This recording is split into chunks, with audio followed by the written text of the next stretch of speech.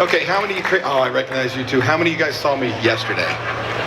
God bless you. You know what? We're going to cut down those of you who didn't see me. I'm going to do my bio like this fast because I have like 50 minutes to do like an hour and 15 minutes worth of stuff. So you better strap in, get ready to go. Do know that I'm going to give you the PowerPoint. You want to turn down the sound just a little bit? I think I'm pretty hot here. Well, that's a whole nother story, right, ladies? Oh, yeah, we've been talking.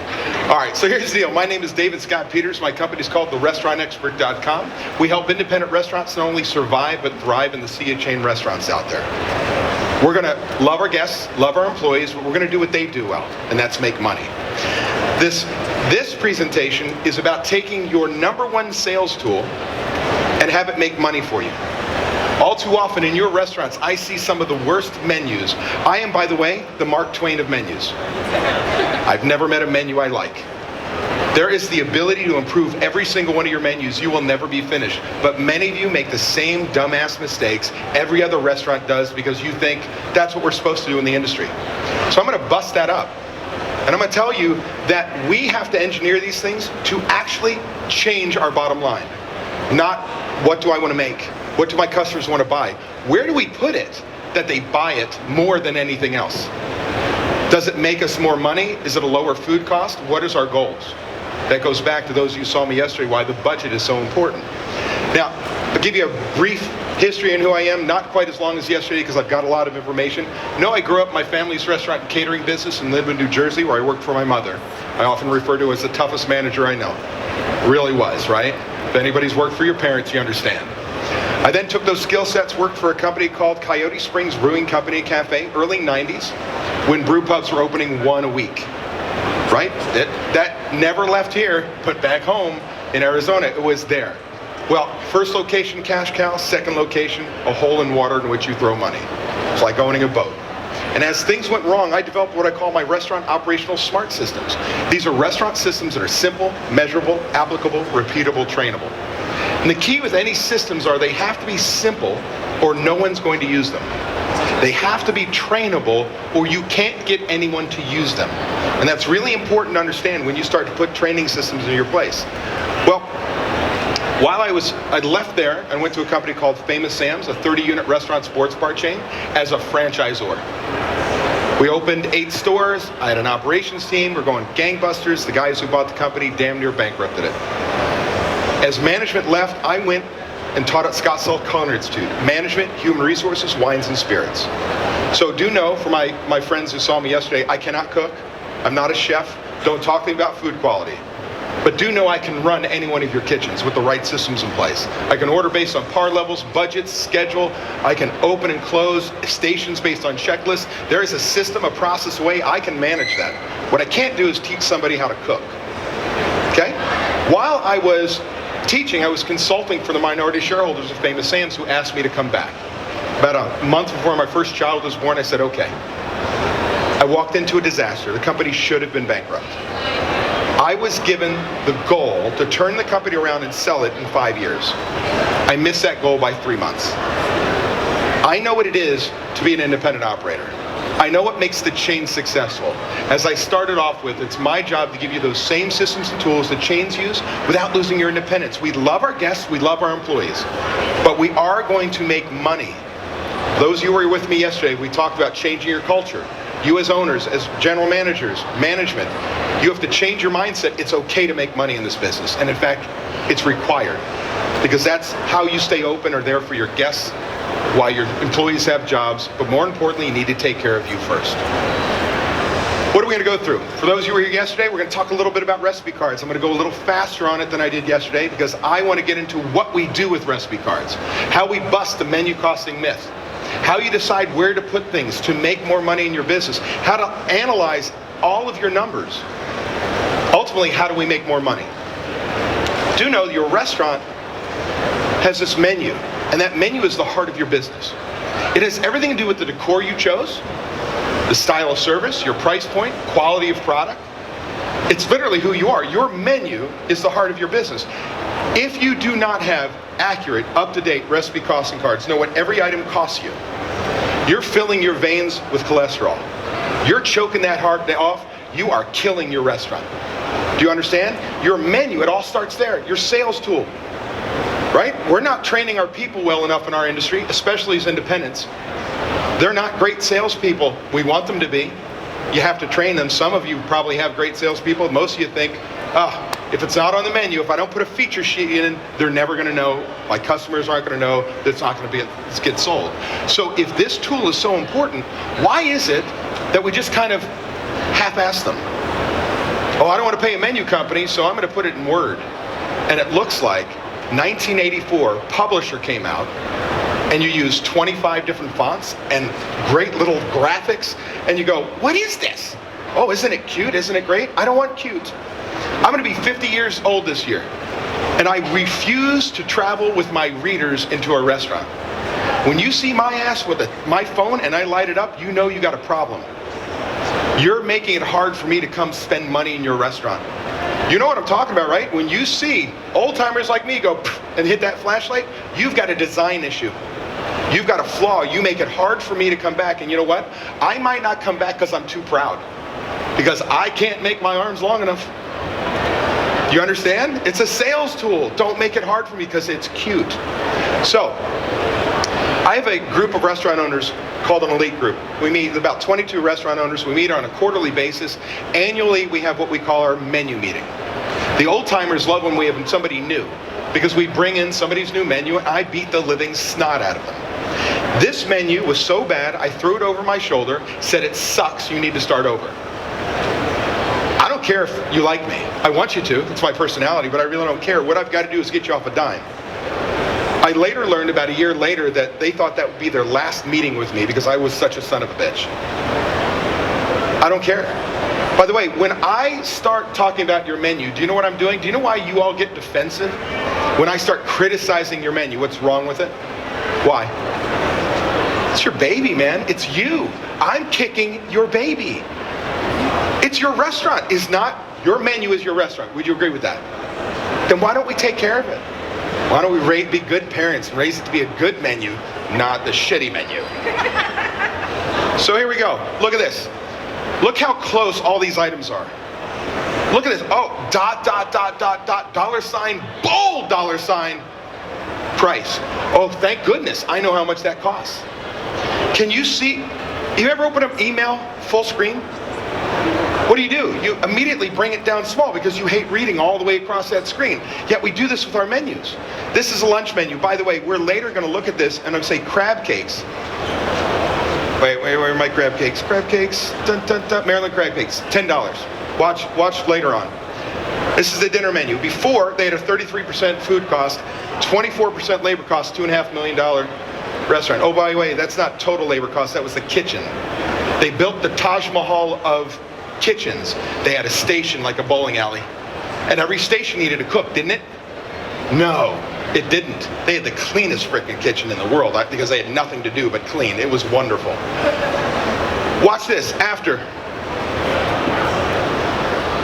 Now, I will later tell you why that logo should not be there and I couldn't win that battle. Tell me, what's easier to read? Second menu, right? Where do your eyes go? Boxes. Oh, look at this. $12.99. We raised the price on these crab cakes by $2. What do you think happened to those sales? They went up. We raised the same product, $2. It was that popular. It was that underpriced. It was that damn good. We featured it, and people bought more of them. You understand? We can manipulate what we want customers to buy, and as long as it's a great product, it's not a bad thing. You're giving your guest a great experience by getting them to buy things that you know will bring them back over and over again, right? Here's the dinner menu.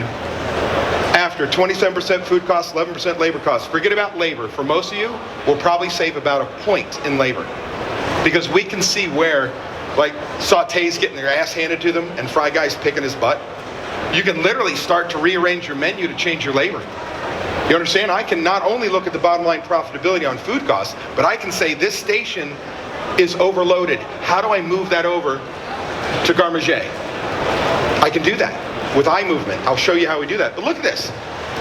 On $2.5 million food sales, would you like a 6-point change in your bottom line? Wait a second, I want to show you something else. Do you see this is a lunch menu? Appetizers, entrees, sandwiches, down below are salads. That's wrong, isn't it? Don't we go appetizers, soup salads, sandwiches, entrees, right? I'm going to later show you this is a single panel menu. I move it, starts to the middle, moves up. It's not wrong. Because here's the deal. What do I want to promote? Entrees and appetizers. I got news for you. The rabbits will find their food. Oh, salad, salad, salad. Where is it, salad? Right? Do I have to merchandise it? No, that person's going to find their food. So we're going to say, the hell with what you've seen done at every restaurant. Who said it was right? Would you follow me off a bridge if I said jump? Well, that's what you do when I saw this cool menu. It must be successful. Who knows? Now, with menu engineering, I can reduce your food cost. You can reduce your food cost 3 to 7 points without fixing your kitchen. You're over-portioning still? You got thieves in your back dock? You're losing money hand over fist? Because here's the deal. Without fixing the kitchen, by re-engineering the menu, I still see that 3 to 7 point swing one time. One time. Why? Because after you do it one time, truly change your menu based on menu engineering principles, now every time I make a change on a quarterly basis, analyzing my menu, I'm trying to make up food cost changes. Prices going up on all my proteins, right? My cheeses, things like that. And now I'm making small adjustments to change my cash contribution versus food cost.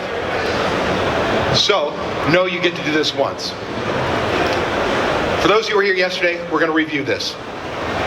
Why do I cost out a recipe? What are the 2 reasons? Come on, you guys were here yesterday. Help me out. Why do we cost out recipes? What? Number 1, what is it? Cost, profitability. What's the other reason? Consistency. Right? I always pick on, nobody's here from Applebee's, right? Yeah. Good, because they suck. They really do. But I always backhand compliment them. They have lines of people. Why do they have lines of people? Why does Applebee's have lines of people? It's crap food. Comes out of a microwave. Because they suck the same way every day. Right? We laugh, but in your restaurant sometimes portions this big because a cook hasn't seen it in 3 weeks. Right? You sell 1 a day. You don't sell 1 a day on average. You sell 1 on a Tuesday, 1 on a Thursday, some on a Saturday. 3 weeks go by, ticket comes up, cook goes, oh shit. Reinvents the dish. I wonder why my sales are going down. I just don't understand. It's so important that we have these recipe cards done. If you do not have accurate, up-to-date recipe cost cards in your business today, I'm going to tell you, you are throwing your profitability what I call dumbass luck. How the hell do you sell something you don't know what it costs? Really? Because they're hard, David. It's so hard. Boo frickin' who. Right? You're in the restaurant business. Either sell or let's buck up and let's do things right. Let's make it so that we can make money and we can do an analysis. And the things I'm going to teach you, you cannot do unless you have recipe cards. Accurate, up-to-date recipe cards. What I hate is you've got distributors here who MAs will say, I'll do your recipe cards for you. They're wrong. They don't do batch recipes. They estimate things. They're wrong. They're doing 40, 60 man hours. They're trying to help you. They're wrong. Your prices change every time. You've got to make sure you know your stuff. Nobody can do them but you. So here's the old-fashioned way. Column E, list of ingredients. Okay? Just a grocery list. Column A is the cost in which I buy it. So if I buy romaine lettuce by the case, it's a case price. And again, I'm going to email you these PowerPoints, so do know you'll have all this stuff. Don't worry. Column B is the quantity in that case. Right? Then we've got a yield test. How many people know what a yield test is? Those of you who were yesterday better know. Those of you who weren't here yesterday, what's a yield test? How much I actually get. How much usable product do I get? It's really difficult. It's ending weight divided by beginning weight. It's really difficult, okay? So I make it easy. If I were to buy romaine lettuce at 10 cents a pound, or I'm sorry, an ounce, I grab a head of romaine lettuce, put it on my cutting board. The top is wilty, green, brown, it's got bugs. Would you serve that to your guest? Hell no. I cut it, throw it away. Oh, bottom's an apple core, only a goat would eat. Do you serve that to your guest? Hell no, I throw it away. So we make it easy arithmetic for me. If I bought it at 10 cents an ounce and I say a 50% yield, it's 20 cents a usable ounce on my recipe card. That's a major difference, isn't it? It's a 100% increase in the cost per ounce. You have to do your yield tests routinely because things change. I used to run sports bars, 30-unit restaurant sports bar chain. Chicken wings, burgers, and fryer oil, top 3 purchases. Every summer, chicken wings, these things went anorexic on us, right? Your counts go through the roof. You've got to pay attention to this so you know what you have. Now, if I know of my recipe quantity and I know my usable ounce cost, I simply add them up. Use divided by sales is food cost. There's 2 pieces. Those of you who were here yesterday know this. Those of you who don't, I've got to go over this before we go any further, because most of you stop here and your recipe cards are still wrong. And you can't figure out why your food cost is high. Why? Anybody here give chips and salsa away at the table? Anybody get bread and butter? Okay, smart asses. Ketchup, mustard. Anybody? Oh, good, you're included. Fantastic. I don't give anything away for free. What? Excuse me, it looks like you used about 35 cents in mustard. I'm going to put that on your ticket. Wait till Yelp gets a hold of that sumbitch, right? You're toast. But I give nothing away for free. You understand, if I give it away for free, I don't get money for it, what is that my food cost? It goes up. I wonder why my food cost is off. I have no idea. So what I do is, yesterday we talked about cost of goods sold. It's beginning inventory plus purchases minus ending gives me use. What left my shelves? That's your true cost of goods sold. I'm going to do that calculation for all products I give away for free. Beginning inventory, the products I give away for free.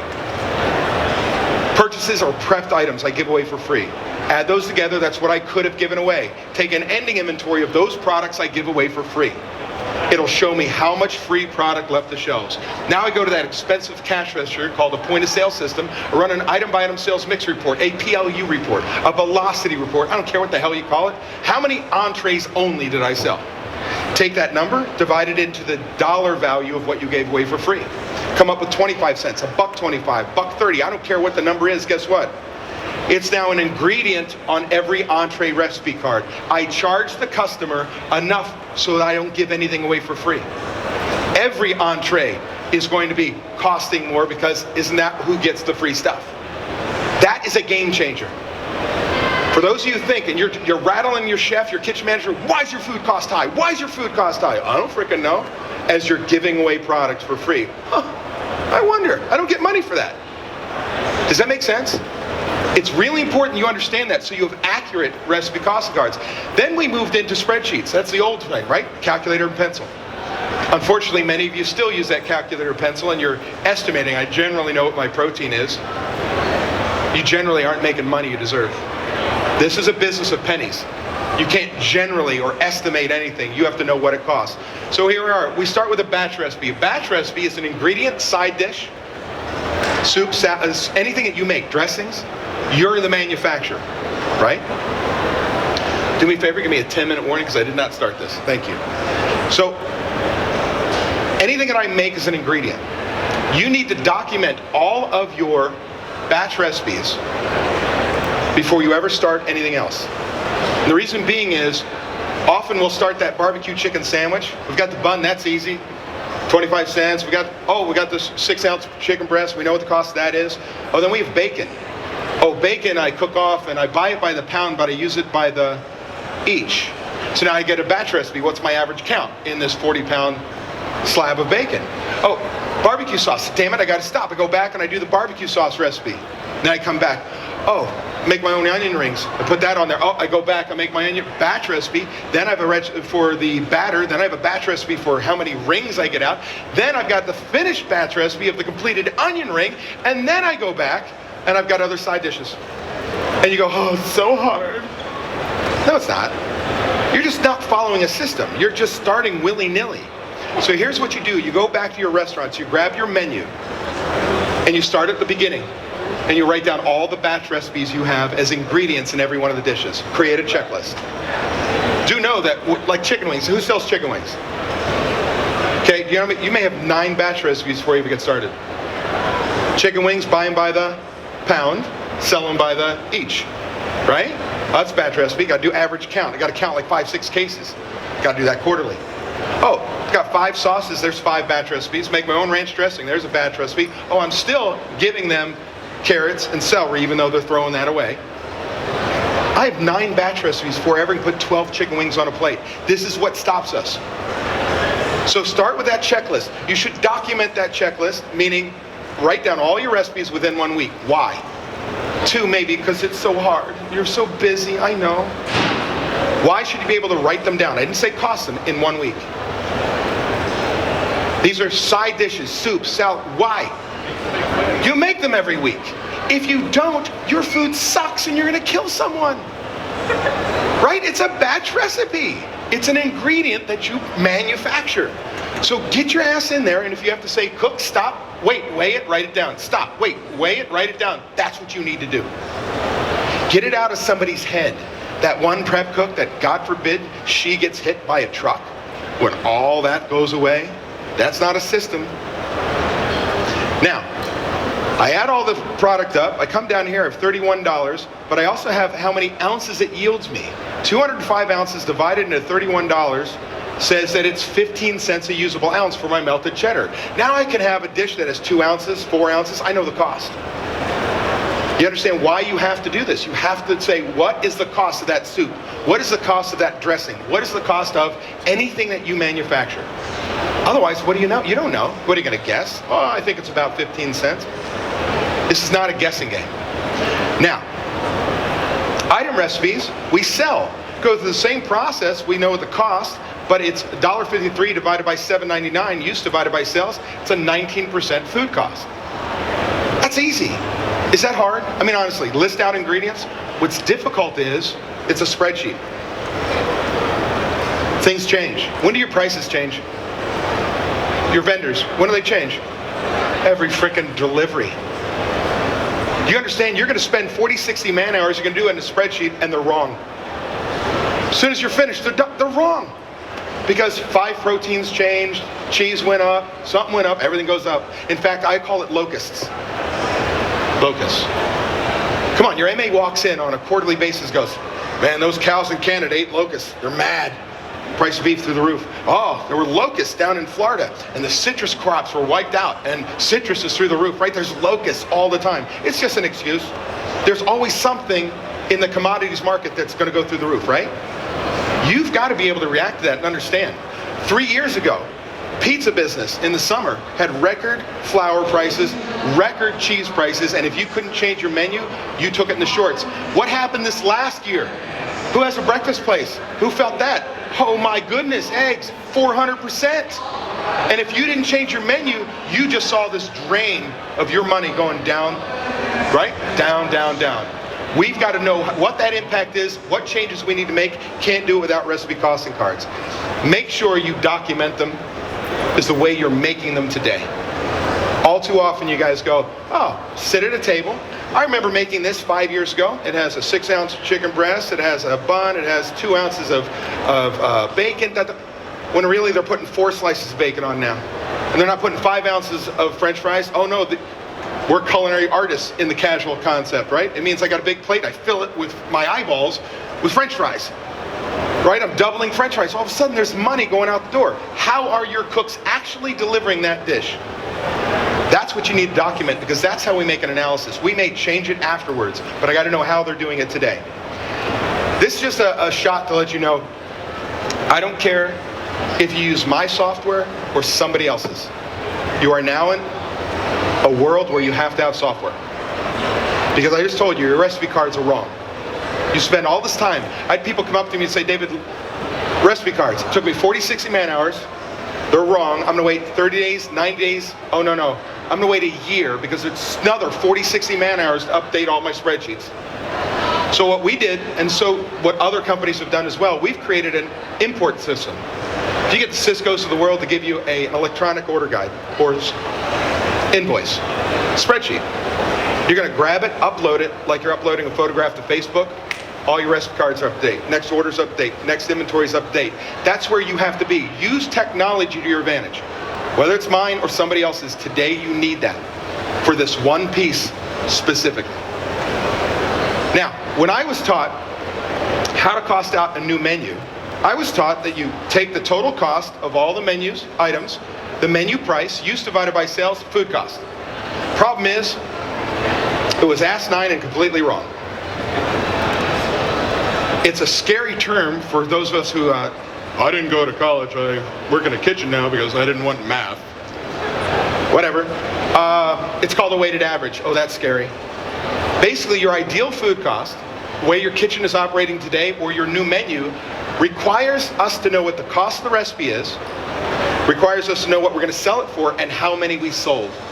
This allows us to sell an anchor appetizer out of a box at a 38% food cost, dump it in a fryer, because I sell the living hell out of my hand-cut fresh French fries at 5% cost of goods sold. Right? The weight of selling more French fries makes it so the few people that order this really high-cost item doesn't affect me negatively. In fact, that high-cost item might make me money, and we'll talk about that. So, the way I described it yesterday, easiest way to describe this to your kitchen people, even to your bar, because same process, same stuff, just it's liquid. I have a 2-item menu, that's it.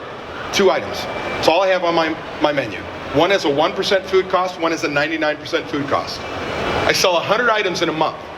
I sell 99 at 1% food cost, 1 at 99% food cost. What's my food cost? 1%. Right? This one purchase doesn't move the needle. Vice versa, same menu, next month, sell 100 items, 99 at 99% food cost, 1 at 1% food cost. What's my food cost?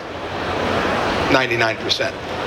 You cannot understand what your food costs should be if you don't have accurate, up-to-date recipe costing cards and your menu mix. I not only want to measure my kitchen on whether they hit budget, but more importantly, what's my ideal food cost if we had no waste, no theft, no spoilage, perfect restaurant, which does not exist? What should have my food cost actually been based on what the customers ordered compared to what it actually is? That's how I measure whether my kitchen is following recipes or not, whether I have theft, I have bleeding in my kitchen. And that's ultimately how I measure my chef. Oh, by the way, if this cost is too high based on what the customers order and I need a budgeted number lower, guess what? We re-engineer the menu. But you can't know that unless you're going around using an industry average of 34%. Because you read it in a magazine. Who said that was right for you? So here we go. We go to your POS system. They've got this thing called an item-by-item sales mix report. It's got the cost in there. It's got the price. You know, when you go program a new menu item, it has this thing called cost. It's for your recipe card. Don't use it, because if you put it in there, it's wrong, right? You're going to do all this work. Keep updating it. I'll show you what we can do afterwards. By the way, down here, it's use divided by sales gives me your food cost. Problem is, when you grab this from your POS system, most of you, 90% of you, it's wrong. It's using net sales. It's after discounts. You know when you comp $5 off a ticket, it's a $100 ticket, take $5 off? In the database of your POS system, it reduces every item that was purchased just slightly until it adds up to $100. So you're going to have these prices that says you sold this $15 sandwich. Oh, in this it says it's $12.93. Because it's a weighted average of what people actually paid for it based on comping. So it doesn't work for me. I've got to take that information, I've got to take it outside of the POS. Now, I know this is fast because we got a lot of stuff, and I want to make sure we go through all of these things that are so important. But I do want you to know this, before I go into the nuts and bolts. Do not raise your hand, it's a rhetorical question. How many of you do not raise your hand? Have more than 35 menu items on your menu? How many of you have 65? How many of you have 85? How many of you have 100 plus? The more items you have on your menu, the more likely your restaurant sucks. Why? You do some things well, nothing great. You have such a large amount of things on your menu, your cooks don't routinely make them day after day after day. Concepts, 2 concepts you need to pay attention to. Chipotle Mexican Grill. 5 meats done 5 ways, and they have lines of people, don't they? I can have it a taco, I have a salad, I have it a bowl, I can have it a burrito. That's it, man.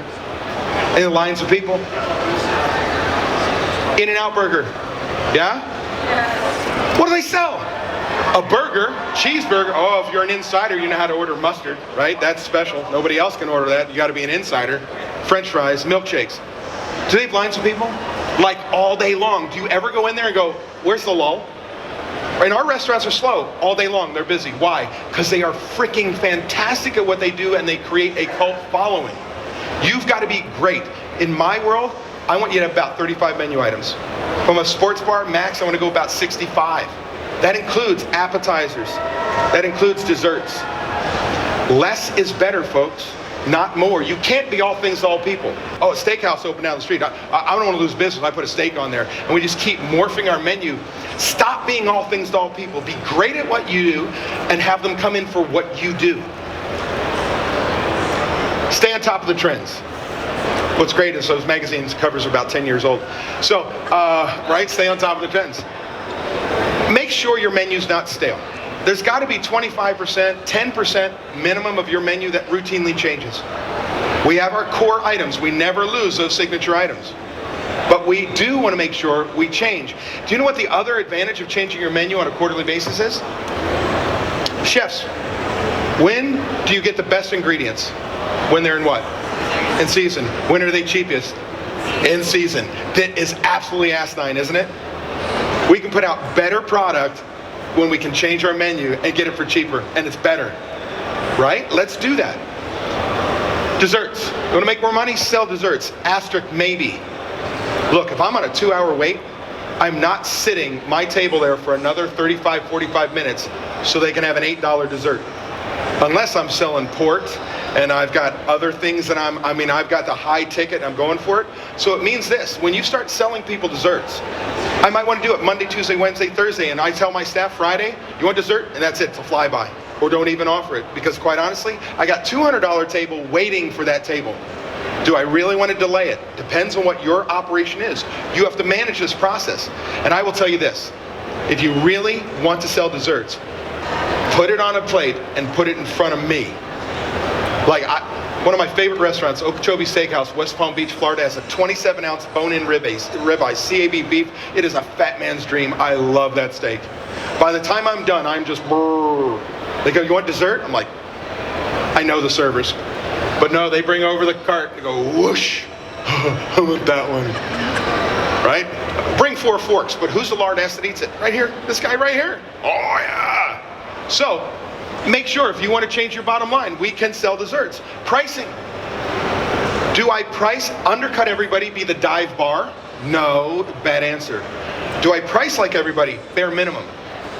Look, if Applebee's and Chili's get $15 for a burger, why can't you? When you're using better product and you don't buy things as inexpensively as they do. Or is your restaurant so damn good, I'm going to outprice everybody. There's a book I want everybody to read. It's by John DeJulius, D-I-J-U-I-L-U-S. John DeJulius, customer service expert. It's called Secret Service. It's a bathroom read. Everybody get through it. John DeJulius is a hair salon guy, customer service expert, goes out there, has a whole big product, all this stuff, but he's hair salons, $150 haircuts. Secret Service. So he's got the $150 haircuts, kind of like the ones I get. Thank you. Somebody's paying attention. Right? $150 haircuts. And he says, with great service, wow customer service, we make price irrelevant. Stop focusing on price. So across the street from one of his salons, a $15 haircut place opens up. What does John do? What does an independent restaurant do when a Cheddar's opens up down the street? Right? Undercut. I gotta lower my price. Oh, I gotta lower my prices. Wrong. When the $15 haircut place opened up across from John DeJulius, he put a banner up that says, we fix $15 haircuts. Right? When you're that damn good, wow customer service makes price irrelevant. Stop focusing on your price and focus on how you make the guest experience incredible. Do you understand? Man, if I go to Applebee's and they screw up my dish and they have asparagus on the same asparagus that Cisco or US Foods drops off my back door and it does weird things to my body I don't want to talk about. But if it sucks and it's mushy and bitter and they comp my dish, it's still too much, isn't it? But then I go to Ruth's Chris Steakhouse and I get like 5 spears with a little drizzle. This asparagus is so good. You know, I'm spending like $30 for freaking 5 spears of asparagus. I'm like, it's awesome. It's the same damn product. You understand the atmosphere, the service. This is why you've got to stop saying, you don't know my customer, David. My restaurant's different. I can't raise my prices. It means you won't raise your prices, and the only person who has an issue with it is you. So, make sure your menu matches your ambiance. All too often I go into high-end steakhouses and they've got these ratty insert menus, threading coming off, rusted brass corners. I'm in a sports bar. I'm going to spend $50 for a steak here. Vice versa, I see you guys come to these shows and you find these menu companies and they sell you. You're a casual concept. Wooden menu covers with your logo, laser etched in the middle. Oh, it just makes your ego feel so good. And everybody comes in and goes, oh, this place is fancy. You're the same price as the guy down the street. But they think you're a special occasion price because it don't match. Make sure your sales piece matches who you are. Demographics. Does your menu match who your customer is? All too often I see chefs open up a restaurant thinking they'll come to me. You open up this fine dining restaurant in a neighborhood location and you become the special location. Anniversaries, birthdays, special events. And you wonder why your sales can't come up. Look, open a restaurant that neighborhood wants. Find the neighborhood that wants what you have. Or open something in that neighborhood they want. Eat with your eyes, man. Stop allowing dishes to go out looking like they've been slopped on. Wouldn't you want that? That looks wonderful, right? I'd pay more for that. And things taste better when they look better, don't they?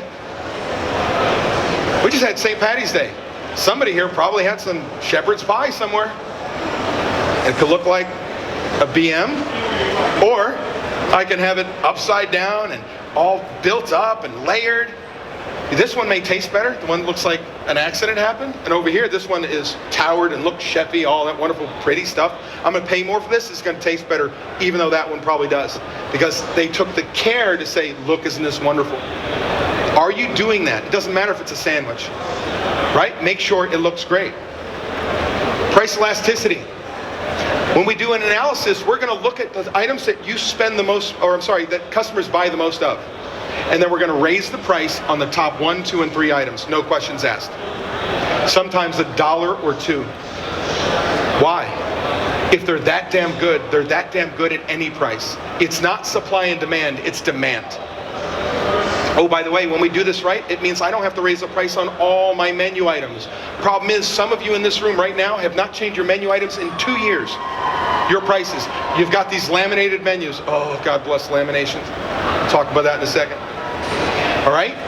You're going to have to rip the Band-Aid off. You're going to have to do it. Odd cent pricing. Fine dining restaurants. Ignore the slide. Fine dining restaurants, when you're charging $19, $25, $37, what the hell's the difference between another dollar? Just raise it. Casual concepts, watch the screen. What do my guests see? $8. This allows me to make up for the fact that beef prices went up, that tomatoes went up. I can make this small change on that one menu item because it's got high velocity. I don't have to make a major change. It's not a dollar change. And my guest doesn't feel like, oh. Look, have you ever raised your prices and told your employees? You ever watch them go to the table? Can you believe they raised the prices? Who the hell do you work for? You understand? Like, it's not we're the bad guys. I have members who have literally programmed in the middle of the night their POS system, stuffed their menu, husband and wife, put them out there because they didn't want that to happen to their staff. You got to be able to raise your price. Plates, portions. Here's the deal. If you don't have the time, the energy to fix your kitchens, go in and say, like fine dining's easy, right? 2-ounce medallions, little drizzle. Oh, that's nice, right? All this white space, it's pretty. Casual concept, cook sees, white space goes, french fries, thunk. Rice and beans, thunk, right? I'm gonna fill that all up. If you don't have the time to manage your people, train them properly, get smaller plates. I'm dead serious. They will pay for themselves. Because when you, let's talk about guacamole. I told the story yesterday. I have a member has a $1.4 million Tex-Mex restaurant in Dallas, Texas. When we were at his place, when he has a 2-ounce ice cream scoop for his guac, when he discovered that if he simply leveled that off and then put it on, not only did his guests get the same portion every single time, he'd save $24,000 a year. You think it matters? I wonder why my food cost is off as you're eyeballing cheese for a pizza with a hand. Are you kidding me? Your hand, my hand are very different. Okay? Portion controls. Make sure we have scales. Make sure that we are calibrating them. It's really hard, right? You grab a... Let me first say this. Scales. I know what your restaurants look like. I'm going to go to the prep table right now. Imagine I'm walking in your restaurant, in your kitchen. I'm going to the prep table. I'm opening the metal drawer, and in it has 2 dead digital scales. I will not buy these SOBs another damn digital scale, I swear to God. Stop buying digital scales, get them with springs. Just get a stick of butter, put it on top and calibrate it. It's a pound every time. Okay? Ladles, measuring containers, vessels.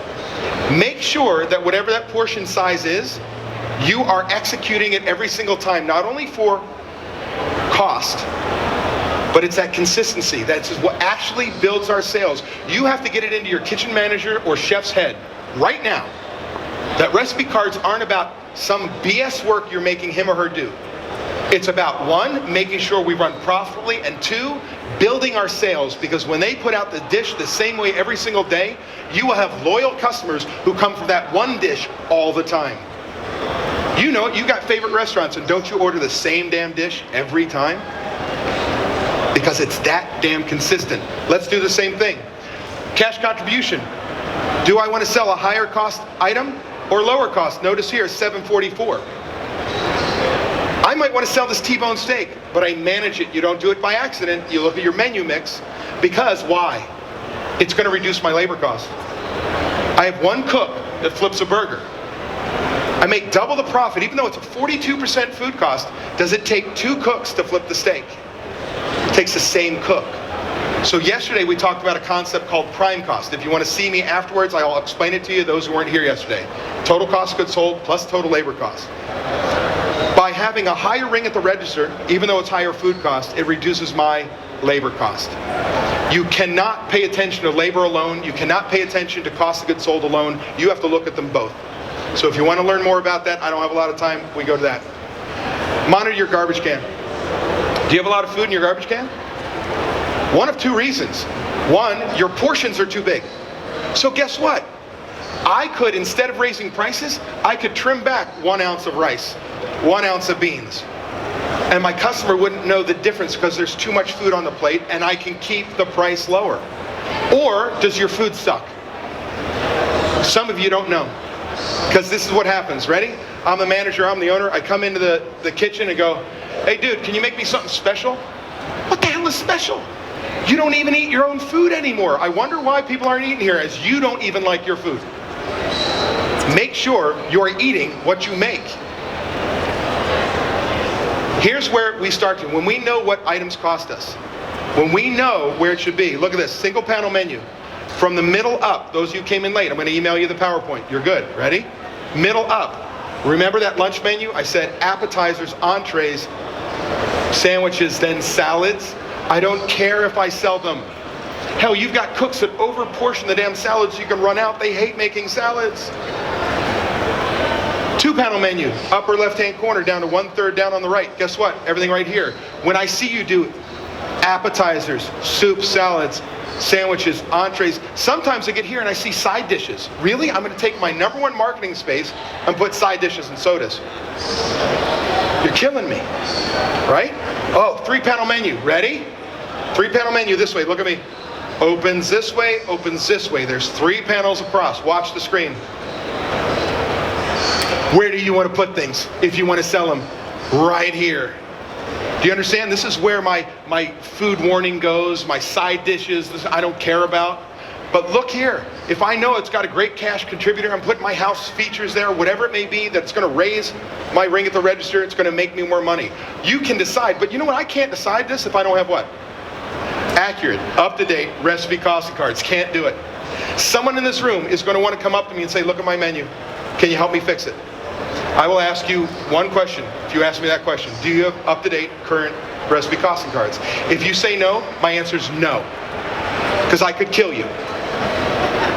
Seriously, I hate menu companies. They do a great job. They make beautiful menus. But what do they ask you? Oh, what are your top 2 dishes in each section that make you the most money? Like you frickin' know. And all of a sudden, they help you sell more of the wrong item, killing your business faster. By telling the guests to buy the wrong item. Do you understand you cannot do this without recipe costing cards?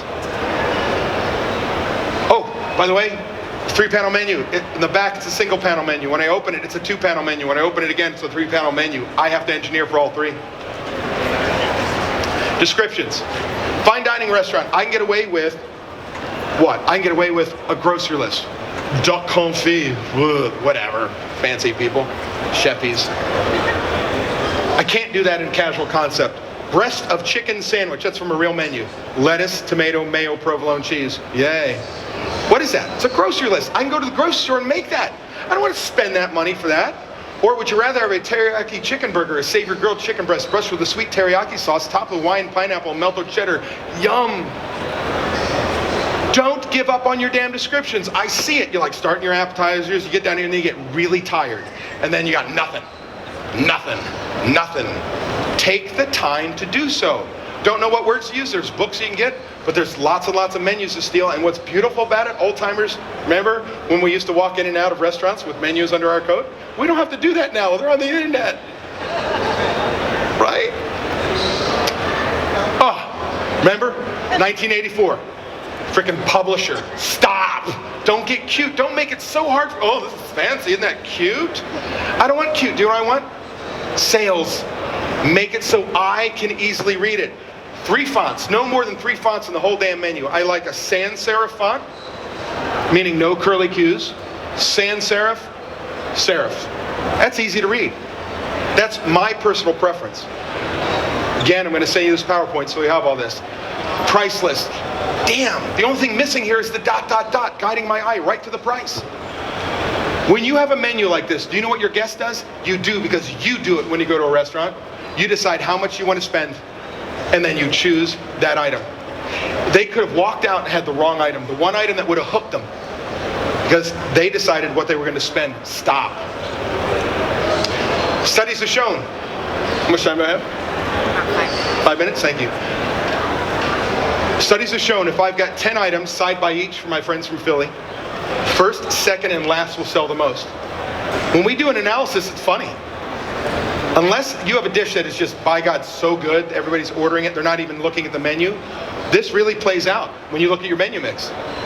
First, second, last will sell the most. Oh, by the way, do you see a dollar sign on those prices? No, in fact, the font on the dollar sign is a half font size smaller than a capital letter. If you text somebody, I'm sorry, trendy people, when you Snapchat somebody with caps, what are you doing? I'm shouting, $17.95! Really? How about we read the description and we make it a little bit soft? We just say, oh, there's this price. Right? Want the dish before you order. White space. Oh my goodness, white space is good. Do you know studies show that you need 50% white space? There needs to be room around that item that I can focus on it. By the way, owners, white space does not mean bigger paper. Lower your menu items, right? Let's trim it down. If I box it, it will sell more than the first, second, or last. If I'm a casual concept, oh my goodness, I put a picture, it will outsell everything. We're all restaurant people, right?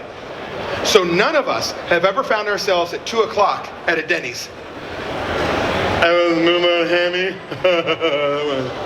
Why does Denny's have pictures? So I can order. You put it on there, you're going to change your mix beyond belief. Death to the laminated menu. Dear Lord, I don't care that you own the laminator. I cannot quickly and easily change one page and a price. Oh, I gotta wait. I'm gonna redesign it. I gotta put it in the laminator. And no, get some menu covers. Let's move forward. Look at this. Before, after. Which menu do you want? Right? Let's talk about what we can do. And I'm gonna fly on this because I've only got a few minutes. If you want to see me, do know there's 2 bags back there. There is, you give me your business card, I'm going to give you the PowerPoint. If you don't have a business card, fill this out legibly so I can read your email, please, and I'll send it to you, okay? So here we go. Got to go fast. How do I take my menu recipe, my recipe costing cards and change my bottom line? Watch. Here's a menu mix.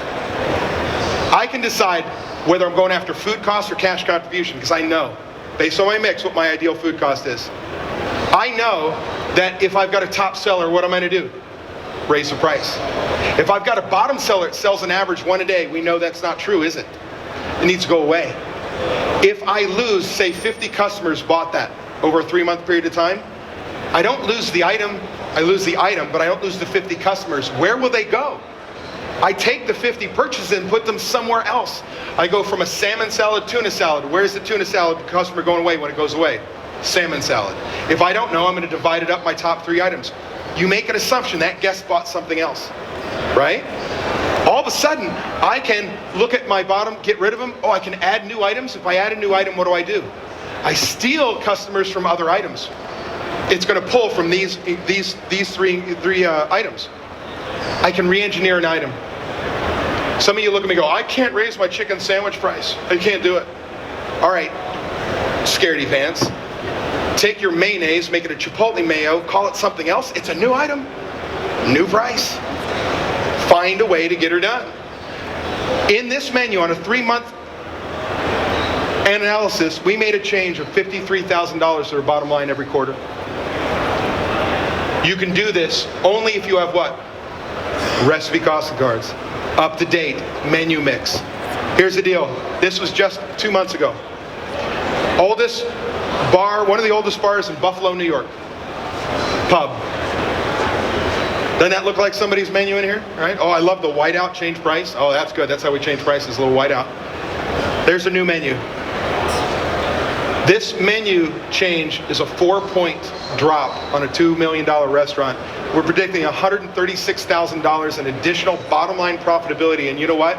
The unfortunate reality is they don't get to enjoy all that because they're in New York. Guess what New York did? Just what you did. Raise the minimum wage to $12 an hour. If you want to counteract minimum wage, you can't do it with just labor controls. You must look at your food cost. Have to. You must look at your pour cost. If you want to change your bottom line, you have to be able to engineer your menu, and the only way we can do it is with recipe costing cards. Here's the deal. Give me your business card. I'll send you this PowerPoint. Fill this out. I'm also going to do a drawing when I get back for you and a guest to come to my next 3-day workshop. Thank you, everybody. Appreciate it.